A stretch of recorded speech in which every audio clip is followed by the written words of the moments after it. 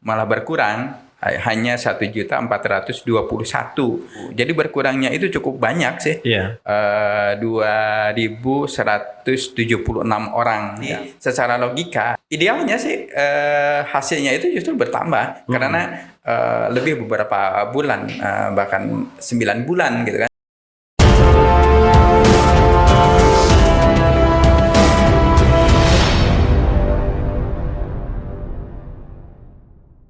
Assalamualaikum warahmatullahi wabarakatuh. Waalaikumsalam warahmatullahi wabarakatuh. Selamat siang dan salam sejahtera untuk kita semua. Halo sahabat Bawaslu yang ada di wilayah Kabupaten Tasikmalaya dan dimanapun Anda berada. Sampurasun. Ampes.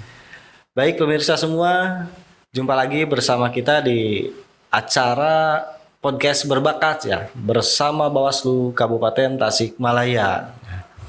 Pemirsa, kita sekarang sedang berada dalam sebuah program podcast berbakat atau podcast Bawaslu Kabupaten Tasikmalaya di episode yang ke-12 ya. Bersama saya Agustoni, staf Bawaslu Kabupaten Tasikmalaya yang akan memandu acara di kesempatan kali ini ya, yang pastinya akan memberikan informasi tentang kepemiluan dan demokrasi di Indonesia ya, khususnya lagi di Kabupaten Tasikmalaya. Dan kita juga tidak bosan-bosannya terus menginformasikan tentang hal itu di media sosial. Maka dari itu, yuk jangan ketinggalan informasinya dari kita ini dengan cara ikuti terus media sosialnya Bawaslu ya, dan follow juga di Instagram @bawaslu Kabupaten Tasikmalaya dan juga di Twitternya @bawaslu Kaptasik dan di Facebooknya Bawaslu Kabupaten Tasikmalaya, serta yang sedang kita tonton ini nih di kanal YouTube kita. Silahkan komen, like, and subscribe ya sahabat Bawaslu semua.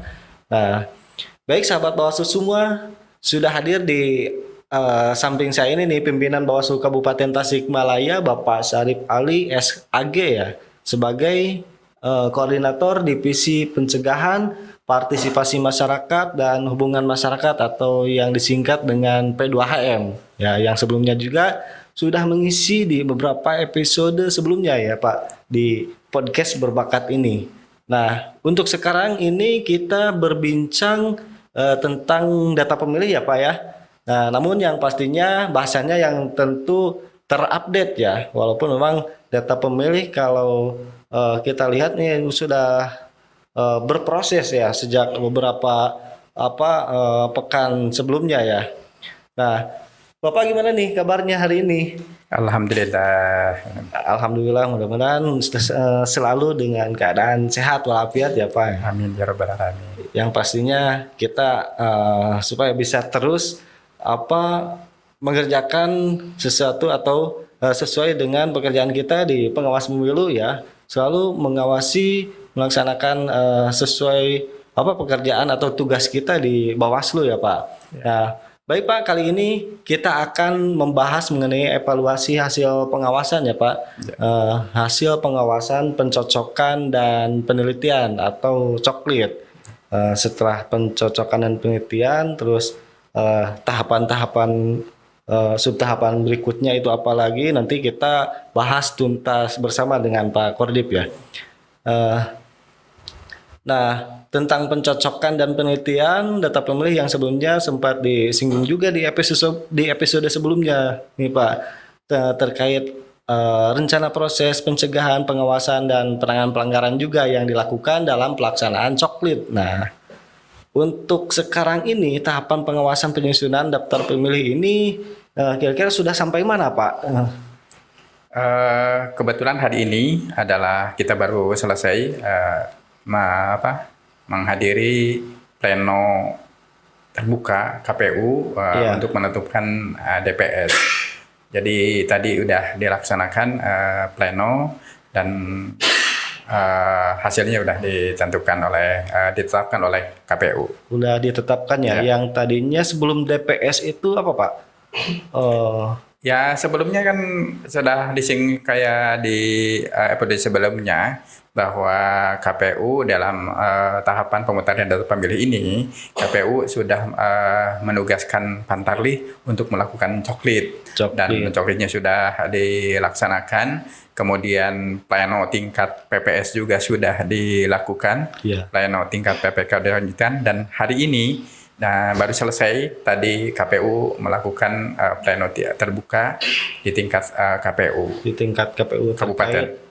Yang tadinya dilakukan dari DP4 itu dilakukan pencocokan dan penelitian yang dilakukan oleh Pantarlih. Kemudian setelah dilakukan pencocokan dan penelitian itu kemudian disusun penyusunan DPHP ya Pak. DPHP penyusunan daftar pemilih hasil pemutakhiran. Jadi yang dimaksud dengan hasil pemutakhiran itu pemutakhiran itu pencocokan dan penelitian ya Pak. Iya. Jadi selama 1 bulan Pantarlih melakukan pencocokan dan penelitian atau coklit. Coklit itu adalah rangkaian atau proses KPU untuk menetapkan daftar pemilih dengan cara Pantarlih datang ke masyarakat door to door ya Pak. Kemudian dari door to door itu dipastikan bahwa yang TMS itu dicoret, kemudian yang MS-nya dimasukkan ataupun yang MS tetapi belum terdaftar itu dimasukkan ke dalam daftar pemilih gitu. Ya, jadi ketika di daftar pemilih yang sebelumnya sudah dipegang oleh Pantarlih itu, apakah nama-nama yang ada di daftar pemilih yang dipegang oleh Pantarlih itu masihkah ada orangnya di TPS tersebut, di wilayah TPS tersebut ataupun sudah pindah atau sudah meninggal atau lain sebagainya, karena ada kategori-kategori ya Pak. Kalau yang TMS itu kategorinya kan cukup banyak ya Pak. Ya, kategori TMS adalah bukan hanya sudah meninggal. Karena di DP4 itu kan masih ada banyak yang meninggal, masih termasuk di DP4. Kemudian ada yang meninggal itu TMS. Kemudian juga ada juga yang sejak ini adalah masuk TNI.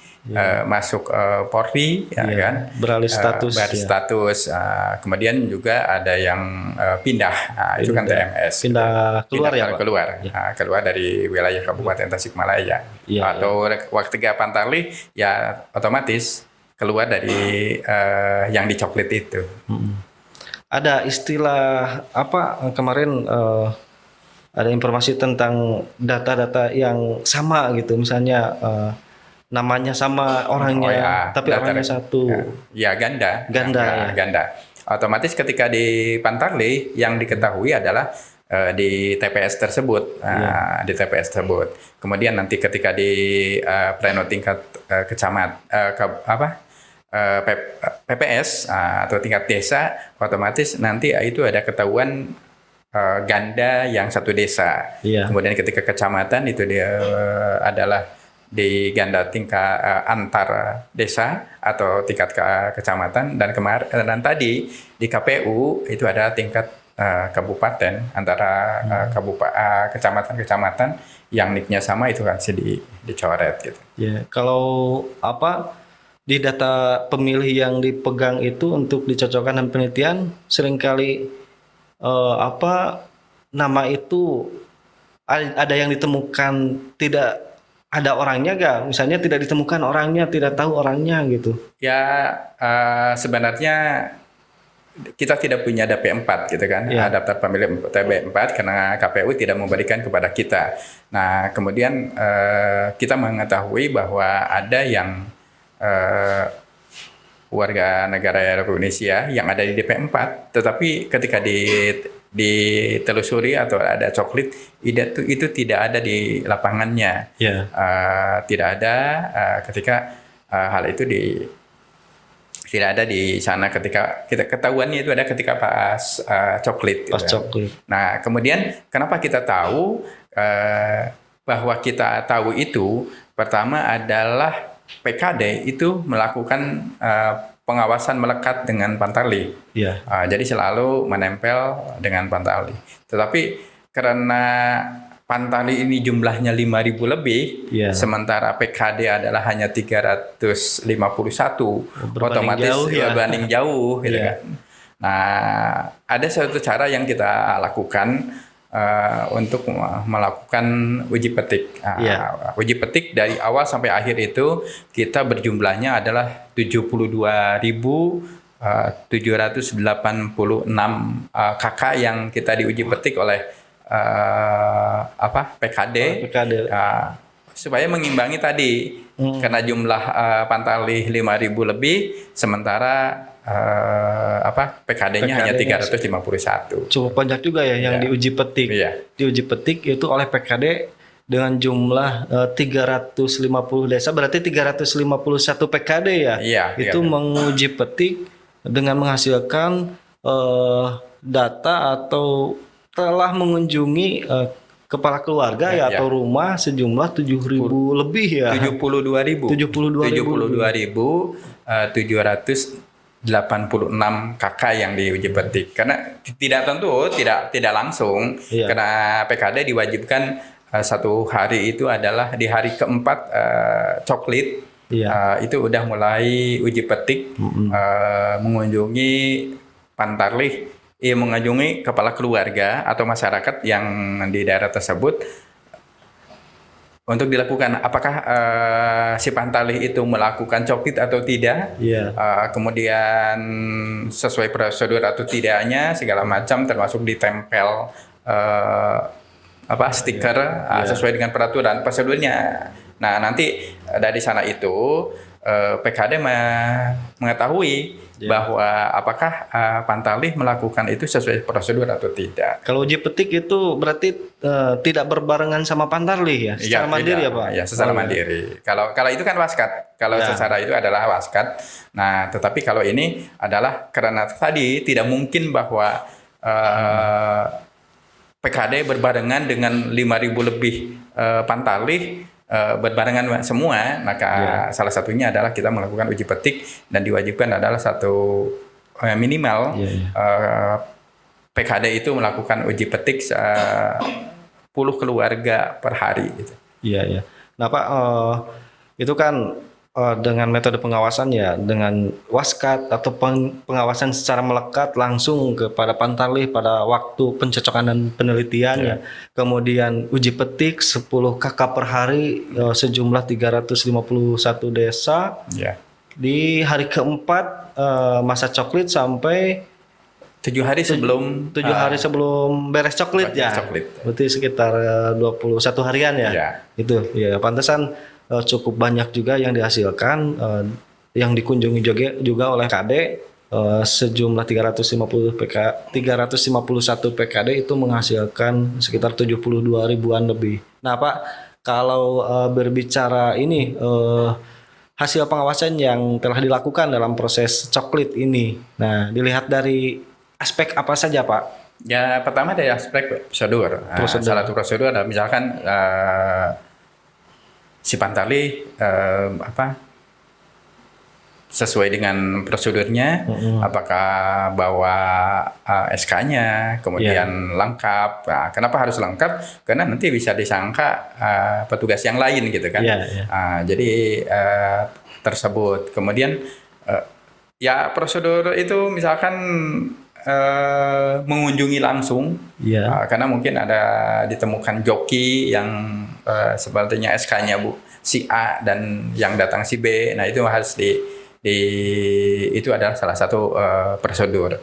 Kemudian juga selain itu adalah tentang data. Tentang data itu adalah kayak tadi yang meninggal, kemudian terus yang pindah, yang masuk TNI, Polri dan sebagainya gitu kan.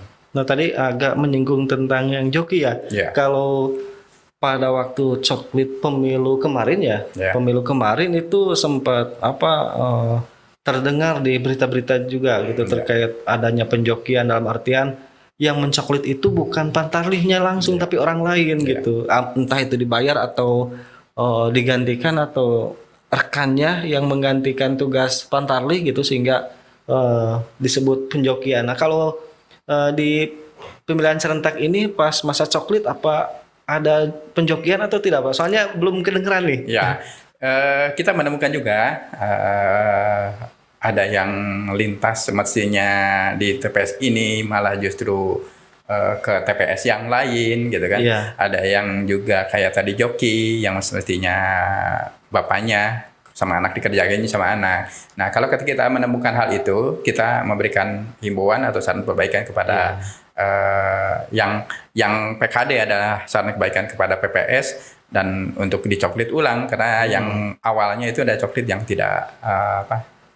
ilegal Iya, gitu kan. tidak sah ya Tidak sah. coklitnya karena tidak dilakukan oleh Pantarlih Iya. yang semestinya ya. Iya. Memang kemarin juga sempat dengar selintas di kecamatan-kecamatan bahwa adanya eh, yang mencoklit tapi di luar wilayah, disangkanya penjokian, padahal memang itu Pantarlih, cuman bukan Bagiannya. bukan wilayahnya. Wilayah. Apakah memang karena Pantarlihnya tidak mengetahui wilayah sehingga istilah nama menerobos ke wilayah yang lain ya, mencoklit wilayah yang lain. Itu kan bisa saja itu salah satu faktor timbulnya data kegandaan ya kalau gitu di Pantarlih satu dicoklit oleh Pantarlih yang lainnya juga dicoklit itu. Terus Pak ini masih terkait aspek ini barusan terkait penjokian. Memang kemarin juga saya juga sama mendapatkan informasi dari kecamatan terkait saran secara langsung ataupun tulisan ya ketika ada Pantarlih yang memang indikasinya ada penjokian, ternyata dibarengi sama bapaknya katanya. Kebetulan bapaknya RT mau makan dan lain sebagainya, sehingga dia yang mengetahui apa sah-sah saja atau tidak Pak.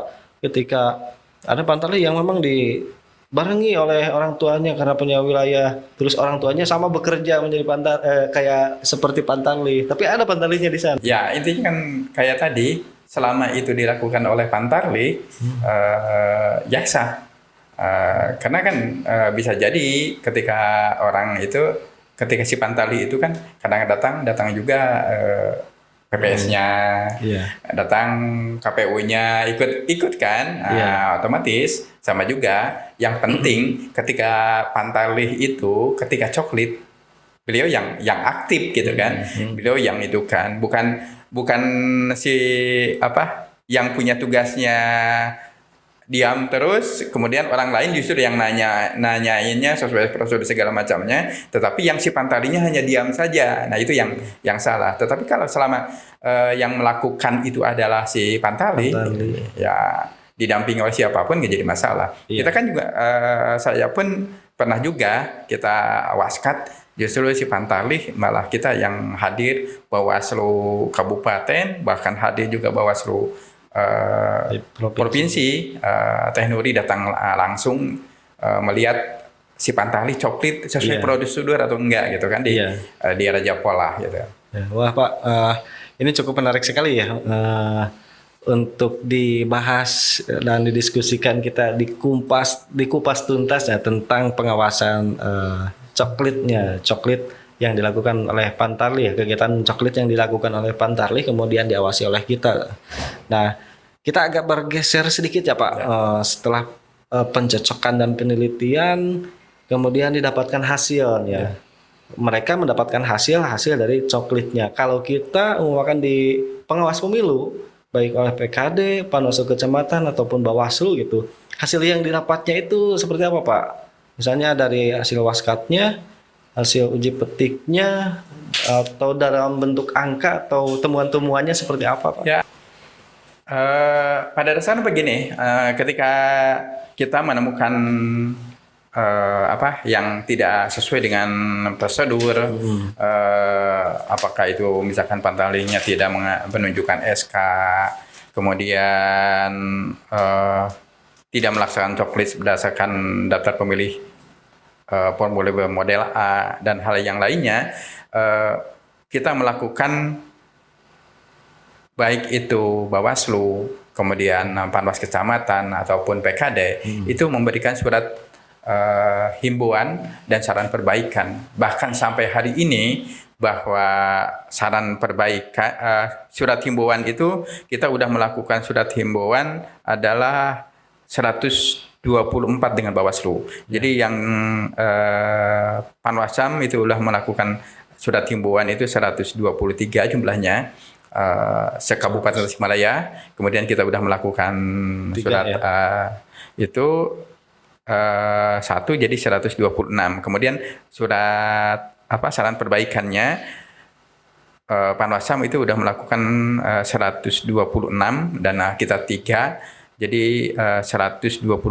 Dan kalau dijumlahkan surat saran perbaikan dan surat himbauan itu adalah 252. Surat himbauan dan saran perbaikan yang dilakukan oleh Panwascam dan Bawaslu. Kemudian ya alhamdulillah juga sih KPU, PPK itu sudah merespon dan sampai saat ini yang diterima oleh Panwascam dan Bawaslu adalah 102 jawaban dari yang kita layangkan. Itu kan. Cukup banyak sekali ya Pak. Jadi dari ratusan surat himbauan dan saran perbaikan itu kebanyakannya memang bersumber dari Panwaslu kecamatan dari sekabupaten Tasikmalaya yang 39 kecamatan itu semuanya secara serentak juga menyampaikan surat himbauan sebelum pelaksanaan tahapan itu dijalankan ya Pak. Ke PPK gitu. Panwascam ke PPK tentunya pasti Bawaslu juga ke KPU ya Pak. Terus ketika pelaksanaan berlangsung adanya temuan-temuan ya sebelum ditangani masuk ke penanganan pelanggaran kita kasih saran perbaikan dulu ya. Iya, bahkan sebelum ketika kita menemukan itu adalah salah prosedur atau datanya yang meninggal belum dicoret atau hal yang lain, maka Panwascam dan kita itu melakukan surat himbauan atau saran perbaikan kepada PPK dan Bawaslu supaya sesuai dengan prosedur. Jadi si pencocokan penelitian belum selesai, Pantalih belum selesai tugasnya, kita udah bikin surat himbauan ketika Panwascam PKD itu menemukan hal-hal yang tidak sesuai dengan peraturan perundang-undangan. Dan, terus Pak terkait itu aspek tadi yang sebelumnya ada aspek terkait prosedur ketika langsung disampaikan saran perbaikan atau secara teguran langsung atau saran secara langsung juga ya. Terus terkait data-data yang ditemukan disampaikan saran perbaikan juga oleh PPK oleh Panwascam ke PPK dan Bawaslu juga ke KPU. Nah, terus ada aspek lain nggak Pak selain aspek prosedur misalnya atau terkait masalah informasi yang disampaikan misalnya kan banyak juga ya pemilih itu yang tidak tahu TPS-nya di mana, pemilihnya kapan, apakah Pantalih itu sampai menginformasikan seperti hal itu? Ya intinya bahwa ketika PKD waskat, ketika waskat kemudian si Pantalih itu tidak sesuai baik prosedur atau kesesuaian data, maka dilakukan saran perbaikan atau himbauan secara langsung.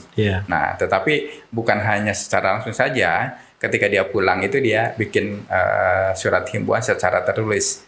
Kenapa harus disesuaikan dengan secara tertulis? Adalah bukti kita bekerja. Karena kalau hanya ungkapan saja itu tidak ada datanya, tidak ada histori bahwa kita sudah melakukan surat himbauan. Jadi ketika menemukan secara langsung itu langsung disampaikan kepada Pantalih secara langsung, himbauan secara langsung, saran perbaikan secara langsung. Tetapi ketika dia pulang itu kita bikin surat himbauan secara tertulis. Karena secara langsung itu hanya beberapa saja dan PKD bukan hanya waskat hanya sehari satu, bisa dengan 2 orang Pantalih, dengan 3 orang Pantalih. Maka di jumlah atau direkap dan kesalahan prosedur, kesesuaian data itu disampaikan juga secara tertulis oleh Panwasam kepada PPK. Iya, ya, terima kasih Pak. Itu terkait tindak lanjut yang dilakukan oleh seorang pengawas pemilu ketika telah melaksanakan kegiatan pengawasan pada tahapan coklit. Nah, sekarang kita masuk ke secara jumlah atau hasil lah, secara hasil dari hasil coklit itu tentu pasti menghasilkan data-data jumlah yang berubah ya. Umpamakan dari TPS A yang tadinya jumlah pemilih dalam satu TPS itu ada sekitar umpamakan 550 orang nih. Nah, apakah dari hasil coklit itu ada yang sampai ke berubah TPS-nya secara jumlah karena bisa saja kan ketika tadinya TPS-nya 550, pas sudah dilakukan pencocokan dan penelitian ternyata banyak pemilih baru yang masuk sehingga melebihi batas kapasitas TPS tersebut. Nah, kira-kira Pak, dari segi jumlah TPS itu jumlah pemilih dalam satu TPS itu maksimalnya itu ada berapa? Kemudian apakah kemarin pasca coklit itu yang sudah diawasi oleh pengawas pemilu, apakah ada sampai perubahan jumlah TPS berkurang atau bertambah, Pak?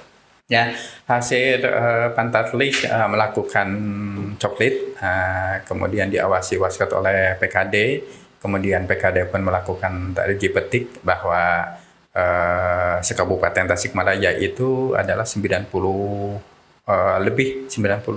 kalau nggak salah, itu adalah lebih dari 600. Nah, sementara yang oleh PKPU 7 2024 itu bahwa satu TPS itu maksimal adalah 600. Nah, karena kelebihan itu maka KPU sudah menyesuaikan. Tadi udah kita dengar di pleno bahwa yang mestinya yang awalnya direncanakan 2.827 TPS. Nah, karena hasil dari Pantarlih tersebut maka ditambah 20, jadi sekarang itu adalah 2.847 TPS. Gitu. 2.847 ya sekarang. Ya. Itu kan yang pertama ya itu Pak, terkait TPS ya Pak. Ya. Tadi Bapak singgung terkait adanya penambahan TPS ya pasca tadi ditetapkan oleh KPU di pleno DPS KPU bahwa TPS-nya itu bertambah ya, bertambah 20. Jadi kenapa kita sekarang bergeser ke informasi yang ada di masyarakatnya. Dari mulai pencocokan ya, mulai adanya pencocokan dan penelitian yang dilakukan oleh Pantarlih sampai ke sekarang penyusunan daftar pemilih, hasil pemutakhiran kemudian diplenokan di tingkat desa, PPK dan KPU sekarang. Nah, sampai sekarang apakah ada informasi dari masyarakat baik itu menginformasikan ataupun melaporkan ke kita gitu terkait pelaksanaan coklit dan penyusunan daftar pemilih ini, entah laporannya tentang dirinya atau tentang tetangga dan siapa saja gitu?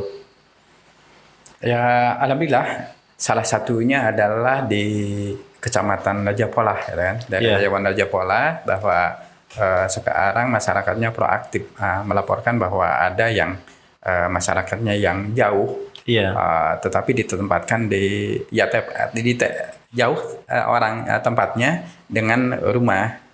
Jadi ada 9 orang yang bahkan ketika ke PKD itu melaporkan bahwa dia mengancam tidak akan memilih menggunakan hak pilihnya karena merasa jauh gitu kan.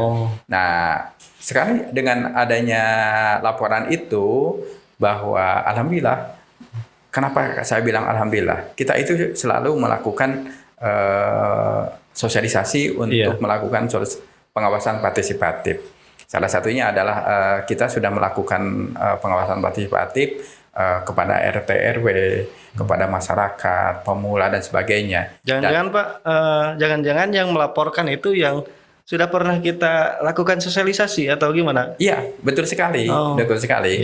Karena itulah bahwa sosialisasi kita berhasil, pengawasan partisipatif kita berhasil, karena yang kita inginkan Iya. masyarakat itu selain tahu itu melakukan pengawasan dan melaporkan ketika itu adalah tidak sesuai jarak jauh dan ataupun nanti ada pelanggaran gitu kan, si masyarakat itu berani untuk melaporkan. Jadi jangan takut untuk bagi masyarakat untuk melaporkan, baik itu kepada PKD, Panwaslu Kecamatan atau langsung ke Bawaslu. Ya, berarti sangat bermanfaat sekali ya sosialisasi yang dilakukan oleh Bawaslu, sosialisasi dalam rangka pengawasan partisipatif itu bagian dari proses pencegahan kita juga ya. Bagian dari proses pencegahan kita dalam pelaksanaan pemilihan serentak tahun 2024 ini, kita melakukan sosialisasi pengawasan partisipatif dengan terus menerus gitu ke masyarakat luas, supaya ya ini salah satunya bentuk hasilnya gitu, hasil salah satunya masuk ke data pemilih, ternyata ada masyarakat yang melaporkan ke kita, dan masyarakat yang melaporkan itu yang pernah kita lakukan sosialisasi juga gitu. Nah itu salah satunya. Ya mudah-mudahan jangan hanya yang pernah kita lakukan, kita sampaikan ke masyarakat yang dilakukan sosialisasi saja, tapi secara masyarakat, secara lebih luas lagi gitu, masyarakat umum baik yang sudah ataupun yang belum kita sampaikan sosialisasi ke mereka, mudah-mudahan mereka ya dengan inisiatifnya gitu, ketika ada hal-hal yang tidak sesuai dengan aturan gitu, atau yang dianggap melanggar, atau hal-hal yang lainnya yang mesti diinformasikan ke pengawas pemilu, itu langsung dilaporkan atau diinformasikan oleh masyarakat ke pengawas pemilu ya Pak. Mudah-mudahan itu terus berjalan. Nah selanjutnya Pak, kita masuk ke hasil lagi ya, ke hasil dalam bentuk jumlah. Nah ada gak jumlah data atau hasil yang didapat oleh pengawas pemilu dari pengawasan yang dilakukan, baik tadi kan disebutkan jumlah hasil uji petiknya ya, sejumlah 72.000 lebih yang dilakukan uji petik. Nah sekarang dari 72.000 itu apakah menghasilkan data yang tidak sesuai, misalnya ada temuan-temuan gitu, baik dari hasil uji petik atau hasil waskat secara langsung, apakah ada temuan-temuan yang ditemukan oleh pengawas pemilu? Ya, kalau kita lihat di data, kemudian kita direkap dari tingkat kabupaten, ini ada pada waktu itu ada yang TMS itu sampai 38.210. Wah, cukup banyak juga. Itu yang ditemukan ketika uji petik gitu kan. Iya. Nah, karena uji petik otomatis disampaikan kepada PPK, Panwasam kepada PPK. Dan sebenarnya ketika PKD itu adalah menyampaikan laporan datar ke Panwas Kecamatan, tidak serta-merta Panwasam hanya tulis saja. Jadi ketika itu adalah pelanggaran, maka Panwasam pun melakukan penelusuran gitu kan.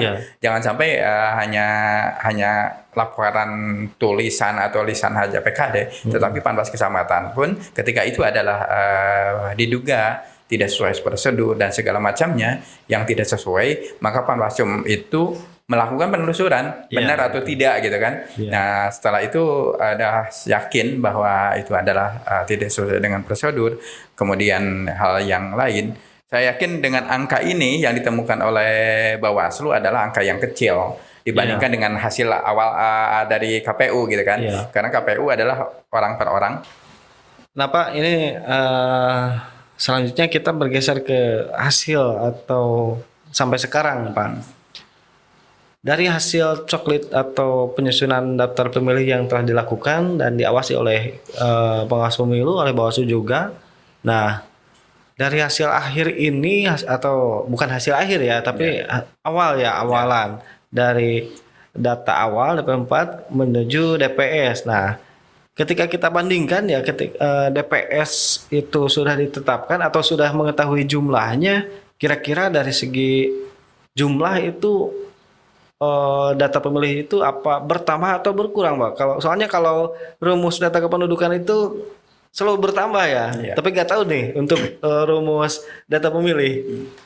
Ya, tadi sudah ditetapkan oleh KPU bahwa jumlah DPS gitu kan, yang Iya. sekarang hasil dari Coklit, dari pleno, dari PPK, kemudian tadi diplenokan di tingkat KPU, setelah yang tadi data yang gandanya sudah dicoret gitu kan, yang gandanya, maka kalau saya lihat jumlah DPT waktu pemilihan umum yang kemarin yang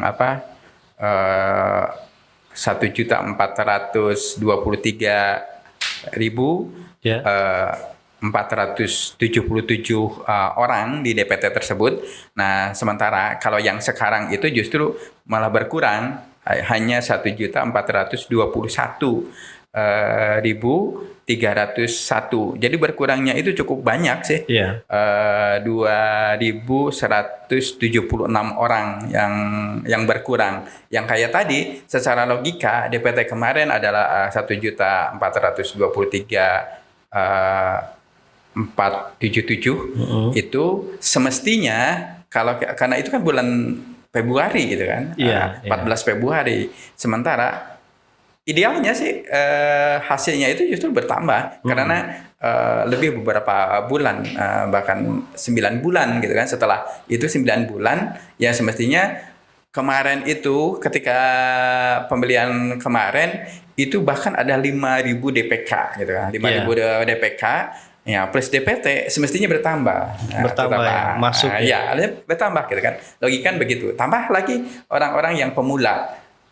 Karena banyak. Nah, tetapi hasil dari kemarin Coklit itu malah kita berkurang adalah sekitar 2.176 orang. Iya, iya. Jadi bukan yang DPT dari kemarin yang pemilu itu bahkan sekarang itu adalah berkurang, bukan bertambah. Kita perlu cermati lebih lanjut juga ya terkait data itu. Kenapa menjadi berkurang? Apakah memang benar gitu? Banyak sekali data yang TMS kebanding pemilih baru, atau memang pemilih baru belum terekap atau belum terdata semuanya? Memang kita perlu cermati lebih lanjut ya terkait hal ini. Ya, kita perlu pencermatan yang betul-betul pencermatan. Pertama, kita tidak punya DP4 gitu kan. Karena kita tidak punya DP4 maka kita tidak tahu bahwa apakah sudah benar-benar Coklit dan segala macamnya, karena kita tidak punya database yang komplit. Benar, kemudian apakah benar juga misalkan kayak tadi yang berkurang 2.000 lebih itu adalah hasil Coklit ya.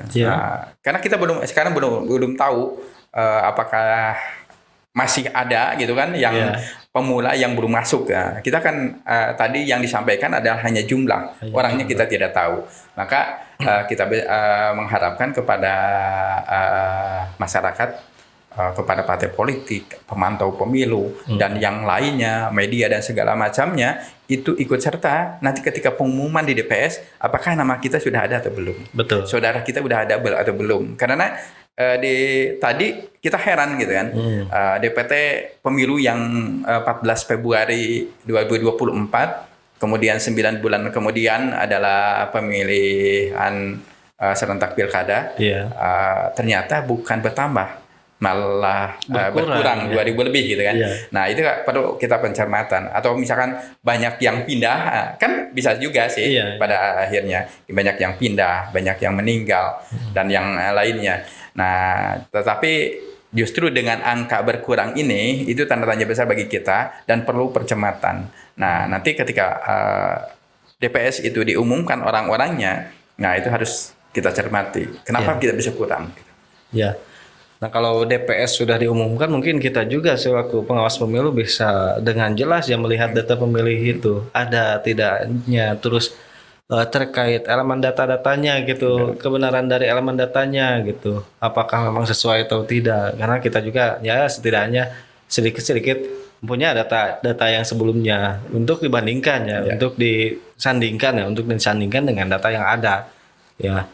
Cuman memang tidak terlalu banyak yang kita pegang dan tidak bisa komprehensif untuk disinkronkan secara langsung gitu, kalau memang data dasarnya berbeda gitu.